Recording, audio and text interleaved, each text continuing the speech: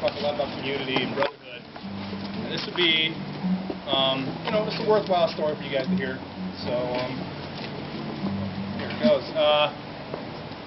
Jeff moved into town. We were about 8th grade, I guess. About 8th grade, I think. That's when it was a couple years before, but we didn't really meet until 8th grade or so. His father obviously became the head pastor of CCC, and I was a member of CCC. I went there. But we never really connected. Just nothing mattered with it. Just we didn't really have much in common. We had different friends, so we just kind of went our separate ways.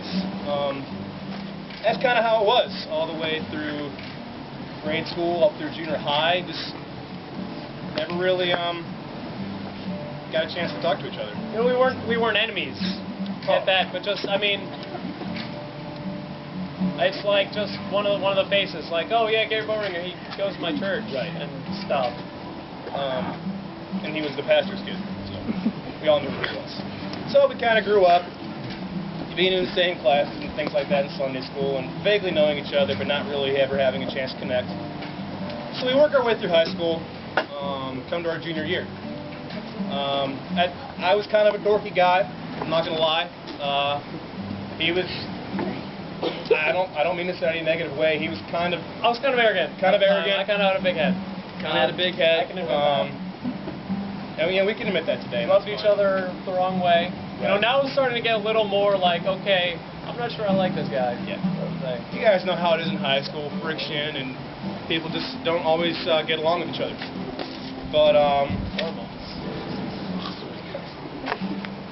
came in junior year, and there was a young lady in our year. Her name was Constance Priest. And I was interested in her. So I started hanging out with her, you know. You guys know how it is. You dig a girl, and you kind of start hanging out with her, you're throwing the charm her way. Put the feel out, you know. Seeing how things go. And for a while, I thought it was going pretty well. She was an awesome girl, and we're still friends to this day. But Jeff kind of came in and stole my thunder a little bit. And I'm not trying to sound mean or trying to sound like I hold any bitter feelings toward him, but this is kind of how it happened. He came in the scene and kind of swept her off her feet. And before I knew it, you know, I was out of the picture. And at the time, I did have bitter feelings. At the time, I'm not going to lie, I don't want to say hate, but I kind of hated him. Just a little bit. It got pretty ugly. It got pretty ugly. The big thing is it wasn't just us. Oh, I mean, it wasn't just a personal problem. We came up to Camp Zion, you know, after our junior year, so before we went into our senior year, and kind of the whole youth group got into this big melodrama. People were taking sides. We were like, what the heck? You know, Gary, that was Gary's thing, that you came in and messed up. Other people were like, Jeff didn't do anything. He's just good-looking, charming guy, whatever. So there was a schism.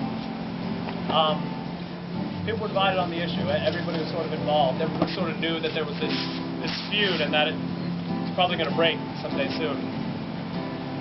Jake Jones, don't you cry, man. If you cry, I'm going to cry here, man, I swear. Jake was there. You know, Jake, it just really became...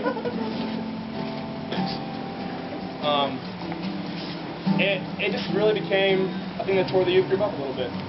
People like Jeff said, people were taking sides. And it progressed all the way past senior year into high school camp of our senior year. Jake Jones was there. He remembers this stuff. And that week, remember one night, Leo emphasized at campfire just how important brotherhood is. How important it is to not hold grudges against each other. And me and Jeff kind of locked eyes across the campfire and we said, I think we just both thought, this has got to stop. Can't have this anymore. Can't have this, fix it, whatever it is. Get it out, get it done with. So we stepped aside after campfire and we took a walk down the way. And you know, we just really hashed things out with each other. Laid it out straight and held no punches. No, yeah, It definitely. was a brutal conversation. There was definitely no words spared. I mean, we were pretty brutal with each other, but that needed to be done, honestly.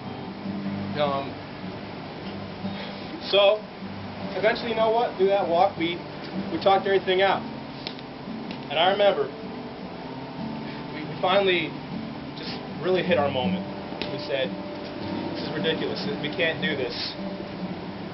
We gotta stop. And for some reason, we both kind of looked up into the trees. And I don't know if you guys have ever seen an eagle. There was this eagle just sitting in the branches. Like back row. This is the distance we're talking. Seriously, this is not. It's right there. It's an eagle, and if you've never seen an eagle, I mean, it's just truly majestic, guys. It's really a beautiful sight. You don't get to see it back home in Zion too much. And it was sitting on this branch, and all of a sudden, opened its wings. Sorry, Jeff. Took flight. And it started flying off in the distance, and that to us was just it. That was the sign right there. So, we actually wrote a song about the situation to kind of commemorate, and as a reminder of how important brotherhood is, and how important it is for you guys to band together and be brothers and sisters. So we'd like to we want to share that with you tonight. John's gonna volunteer his services for us.